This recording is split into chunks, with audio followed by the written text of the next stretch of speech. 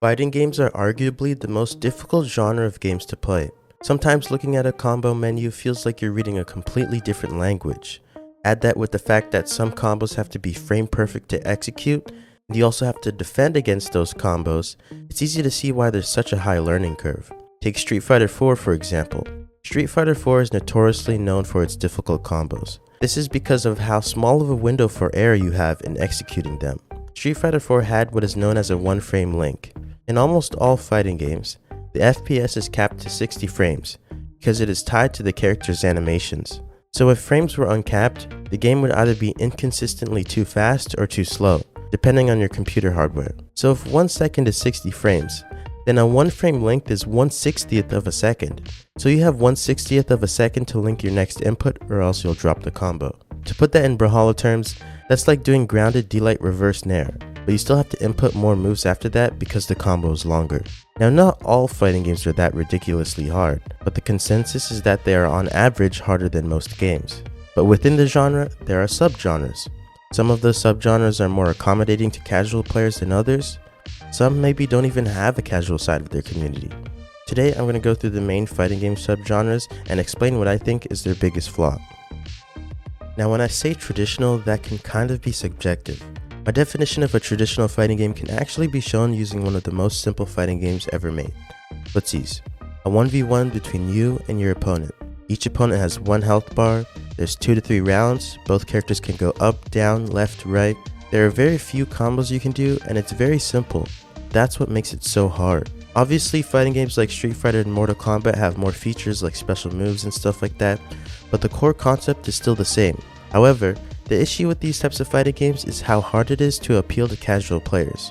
There's very little room for error in terms of combos, and the boundaries are very strict so you have limited movement, and are forced to be relatively close to your opponent.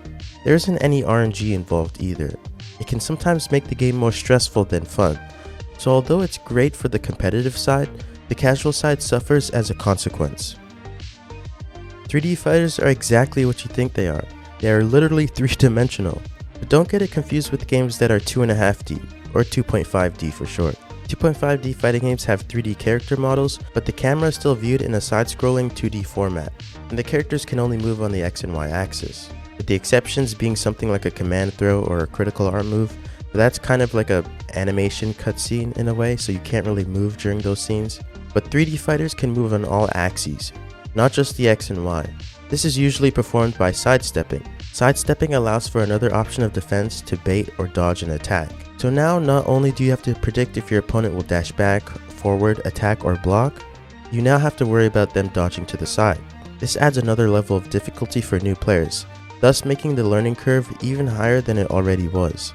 But it is more realistic in a way, since in real life you're not really forced to move in one direction, and it also looks cool, but it is difficult to perform for new players.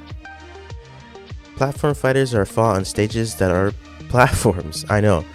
The goal is to knock your opponent off stage any way you can, whether you do that by damaging them to the point where they fly off into the blast zone, or you gimp them.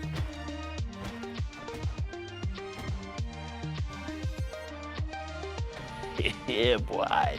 Instead of having 3 rounds to decide a winner, each character has a certain amount of stocks, and whoever loses their stocks first, loses. Unlike other fighting game subgenres, platform fighters can be very casual friendly. Free-for-all is a very common casual fighting game mode amongst platform fighters. It provides a more laid-back experience compared to fighting one-on-one, which is still an option. And you can also fight 2v2, which we haven't really seen with like more traditional fighting games. And you can also enable gadgets or items, which add RNG to the game, making it more gimmicky if you like that.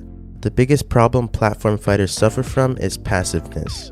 Since you have so much mobility on stage and you aren't really confined to like a small boundary, you can run away from your opponent as long as you want.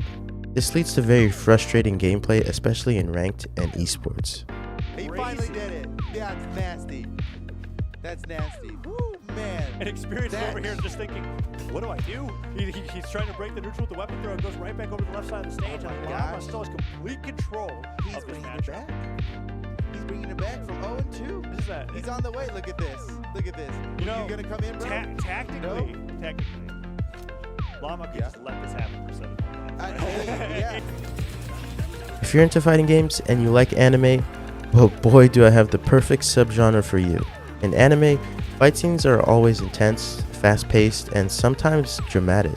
Now to be honest, I know very little about anime fighters, let alone anime itself, but from what I've seen, when you get hit by a combo, you might as well get up and stretch, go make something to eat, take your dog out for a walk, finish your college degree, because that combo feels like it lasts forever. Imagine sitting there and watching your character get beat up and you can't do anything about it because the entire combo is true. I'm sorry, that would just frustrate me.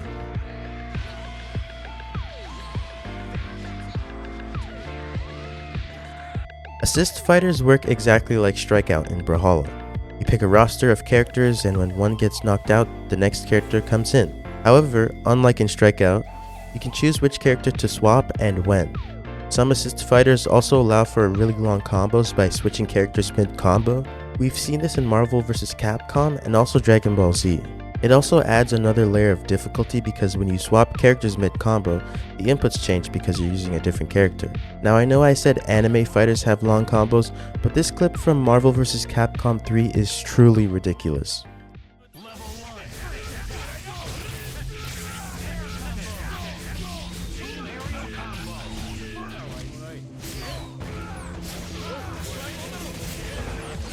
"12 seconds later.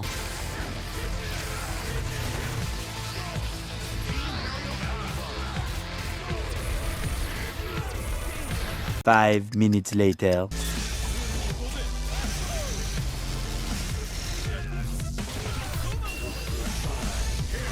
You get the idea.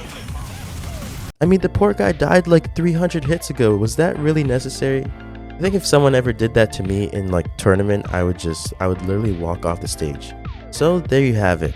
One problem with every fighting game subgenre. I don't expect everyone to agree with what I said, but also tell me in the comments what you think, and also let me know what your favorite fighting game subgenre is. As always, make sure to join the Discord if you want to hang out with cool people.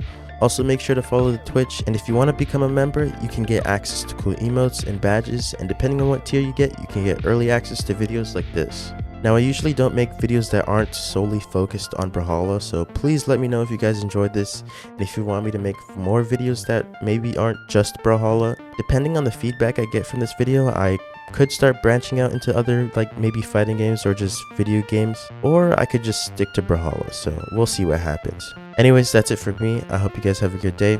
Peace.